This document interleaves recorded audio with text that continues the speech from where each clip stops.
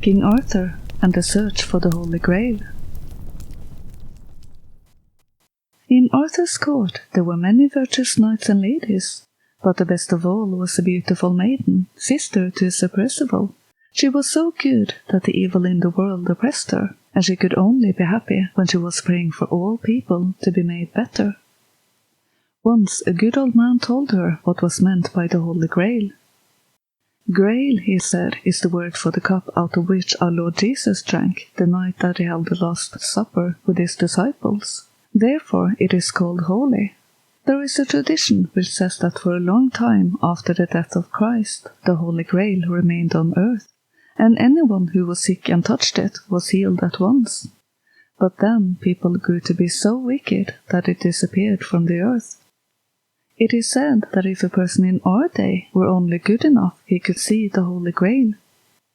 "Really see it?" asked the maiden eagerly, "or see it in a vision?"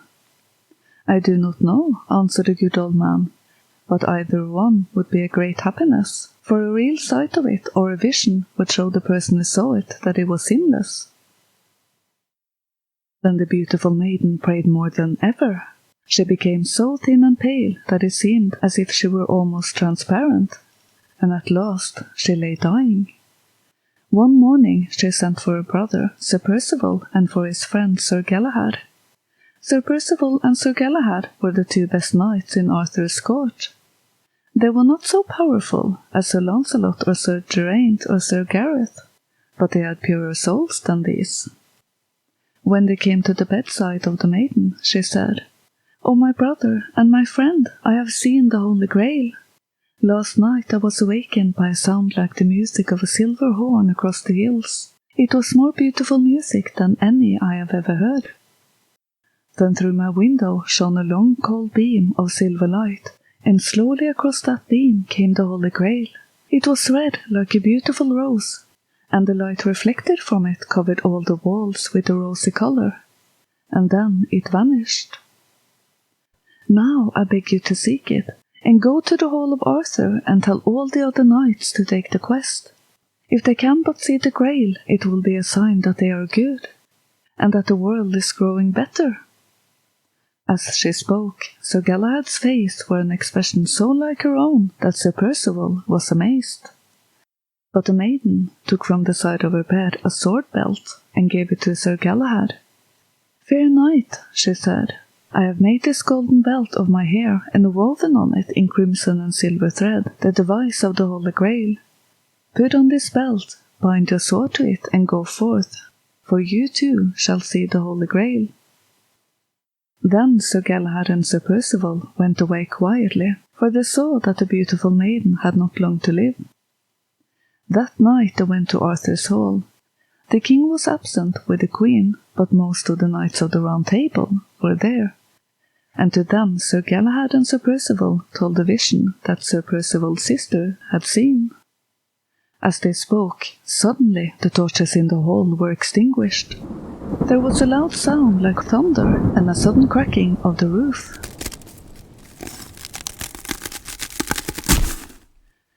Then a beam of light, 7 times stronger than day, streamed into the room. Across the beam stole the Holy Grail. But it was covered by a luminous cloud, so that its shape could not be seen. Slowly it vanished away. There was silence in the hall for a long time. The knights were awestruck and could not speak. At last Sir Percival rose in his seat and said in a low tone, "My sister saw the vision of the Holy Grail, but I, because I am more sinful, have seen it covered with a cloud. Yet, because I wish to see it, I vow to spend 12 months and a day in search of it. I will pray and live as holy life as I can, and perhaps this vision will be mine." Then good Sir Bors, cousin of Sir Launcelot, made the same vow, as did also Sir Galahad and Sir Launcelot and Sir Gawain and many others. After the vows had been taken, King Arthur entered. When all had been explained to him, his face grew sorrowful. "If I had been here," he said, "I should not have allowed you to swear the vow. None of you really saw the Grail. You say it was covered with a cloud." Then Sir Galahad cried out, "My king, I saw the Grail, all crimson like a ruby, and I heard a voice which said, 'O Galahad, follow me.'" "Ah, Galahad," said the king tenderly, "you are fit for this quest, this search, but the others are not. Sir Launcelot is our strongest warrior, but he is not like Sir Galahad. Most of you, my knights, are men with strength and will to right wrongs. That is the work you are fitted for. You have fought in 12 great battles with the heathen, but only one of you is fit for this holiest of visions. Yet go and fulfill your vow." The faces of the knights were downcast. The king continued, "While you are gone, I shall need your strength here at home, but you will be following a wandering fire. Many of you will never return." All the company felt sad. The next day, when the knights departed upon their quest, the king could hardly speak for grief, and many of the knights and ladies wept. Those who had sworn the vow went together to the great gate of the city of Camelot, and there they separated. During the next 12 months, many a poor labourer who had been wronged came to Arthur's court to find a knight who would fight for him, and many a poor widow and maiden. But because so many of the knights of the Round Table were absent, there was little help to be had, and Arthur's face grew sadder and sadder as time went on. At last, after the 12 months and a day had passed, those in Camelot began to look for the return of the knights who had taken the vow. Alas, though they waited all day long, only Sir Gawain, Sir Bors, Sir Percival, and Sir Launcelot returned. In the evening, the knights of the Round Table assembled in the great hall. When each was seated, the king rose and said to those who had been upon the quest, "My lords, I need only look at your faces to know that you have fared ill. I dare not think of those of you who have not come back. And now, Percival, my knight, who next to Galahad has the purest soul, tell me what has happened to you." Sir Percival rose slowly from his chair and said, "Dear my liege, when I left your court on the sad morning that we all set forth, I did not feel the grief that many of the other knights felt. I had been fighting so well, and so many lances had gone down before my stroke, that I was full of confidence in what I could do. I rode happily, planning all the great victories I should win. I was sure if I righted a great many wrongs, I should soon see the Grail. But after many days I began to grow weary. I was riding through rough forests, and the branches bruised me and my horse. There seemed to be no great deeds to do. I could not even slay wild beasts, and so be of use to the poor country people. My bed was on the hard ground, and my food was wild berries. One day I came to a great castle, and there I decided to rest. When I entered, I was warmly greeted and brought to the princess of the castle. I found her to be one whom I had loved long ago in her father's court. I was but a young squire, and she was a great princess, so I had gone away without telling her how dear I held her. She greeted me kindly, and after a time she began to love me. I soon wondered whether I was fit to see the Holy Grail. I thought perhaps I was one of those who were pursuing a wandering fire. And then the people of the castle begged me to marry their princess, to be their lord and live a happy and easeful life. One night I awoke and thought longingly of the Holy Grail. Whether I was fit to see the vision or not, I had at least sworn to seek it for a year and a day, and yet I had not tried 2 months. I rose hastily, dressed, and left the castle. Then for many days I prayed and mourned. At last I sought the holy hermit and told him all I had done and thought since I left Arthur's court. The good hermit, after a short silence, said, "My son, you have not true humility. You have been too proud of your strength, and too sure in the beginning that you were fit for the vision. You have always thought first of yourself and your own glory, and not of the good you could do." I went into the chapel of this hermit and prayed to be relieved of the sin of pride. As I prayed, Sir Galahad entered. He was clad in silver armour, and his face looked like that of an angel. "Oh, my brother," he said, "have you not seen the Grail?" And after I had answered, he said, "From the moment when I left the court of our king, the vision has been with me. It is faint in the daytime, but at night it shines blood red, I see it on the mountains, and in the lakes and on the marshes. It has made me so strong that everywhere I am able to do good. I have broken down many evil customs. I have fought with pagan hordes and been victor, all because of this blessed vision. Percival, I have not long to live. I am going to the great city above, which is more beautiful than any earthly city. Come out with me this night, and before you die you shall see this vision. Then I followed Sir Galahad out of the chapel. We climbed the hill, which was steep and rugged, Sir Galahad going first and his silver armour guiding me.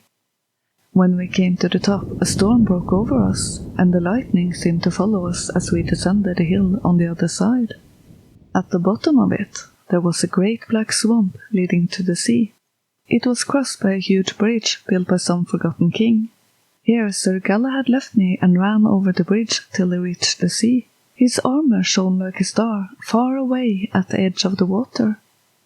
And then I saw him no more. I knelt on the black ground and wept, and wished that I was as good as Sir Galahad, and could do deeds as he did, not to win glory, but to help those who needed help. And as I wept, I was aware of a great light over me.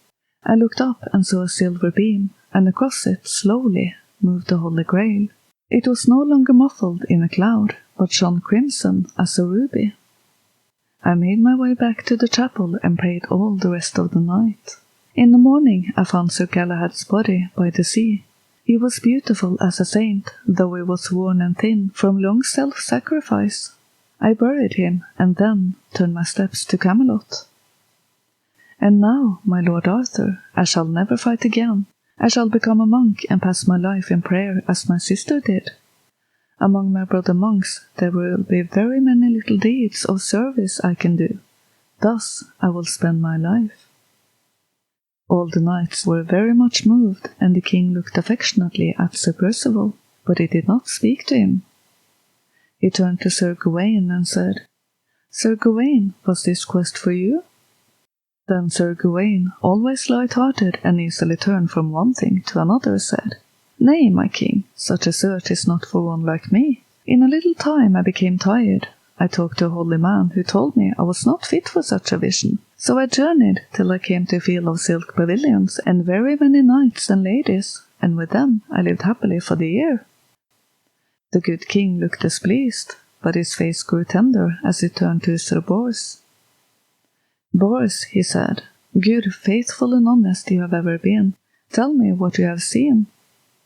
Sir Bors, who stood near Sir Launcelot, said, "My Lord Arthur, after I had started on the quest, I was told that madness had fallen upon my kinsman Sir Launcelot. This so grieved me that I had but little heart to seek for the Holy Grail, yet I sought for it.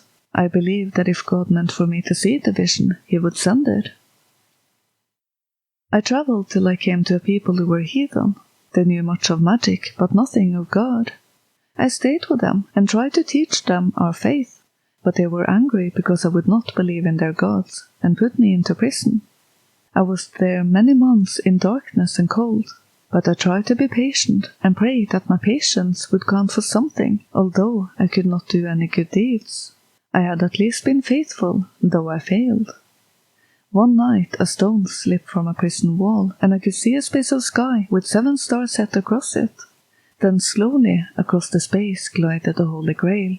My happiness was great, for I had seen the vision. The next morning a maiden who had secretly converted to our religion released me from prison, and I came hither. Then the king spoke to Sir Launcelot. "My Launcelot, the mightiest of us all, have you succeeded in this quest?" Then Sir Launcelot groaned. "O king," he cried, "your mightiest, yes, and yet far better it would be if I were like Sir Galahad. A great sin is on my soul, and it was to be rid of this sin that I undertook the quest of the Holy Grail. A hermit told me that only by putting this sin away should I ever see the vision. I strove so hard against it that my old sickness came upon me. I became mad and rode up and down among waste places, fighting with small men who overthrew me. The day has been when the very sound of my name would have made them tremble. At last I came to the sea and saw a boat anchored near the shore. I stepped into it, loosed the anchor, and floated away. For 7 days I sailed, and at last came to an old castle. I entered and heard a voice singing. I followed it up 1,000 steps. At last I came to a door which burst open before me. Perhaps I dreamed, and yet I believe I saw the Holy Grail, though it was veiled and guarded by great angels. I thought I saw all this, and then I swooned away. When I came to myself, I was alone in the room. It was many days before I made my way back to Camelot. For a long time there was silence in the hall, and then Sir Gawain said, "Sir King, I can fight, and I always shall fight for you. But I do not believe in this vision. All the knights were mad, like Sir Launcelot. They did not really have the vision, it was but fancy." Then the king spoke gravely to Sir Gawain. "Sir Gawain, you are indeed not fit for such a vision, but you should not doubt that others have seen it. I was right, my knights, when I said that most of you would follow a wandering fire. How many of those who left me have not returned and never will?" The knights looked at the empty chairs. The king went on. "Sir Galahad was the only one who completely saw the vision. He was indeed blessed and fit for such a quest. You who were unfit should have stayed with me to help govern this land." The knights were silent and sad. Then the king said, "My dear knights whom I love, always remember this. Whether you seek a vision, or do humble service as Sir Percival will for his fellow monks, or fight to right wrongs as Sir Launcelot does, whatever you do, your aim must be to make yourself useful to the world by the work of which you are best fitted." The king rose from the round table and left the company, Sir Launcelot following him. Then the other knights departed, one by one, and the great hall was left empty, with its shields glimmering in the moonlight.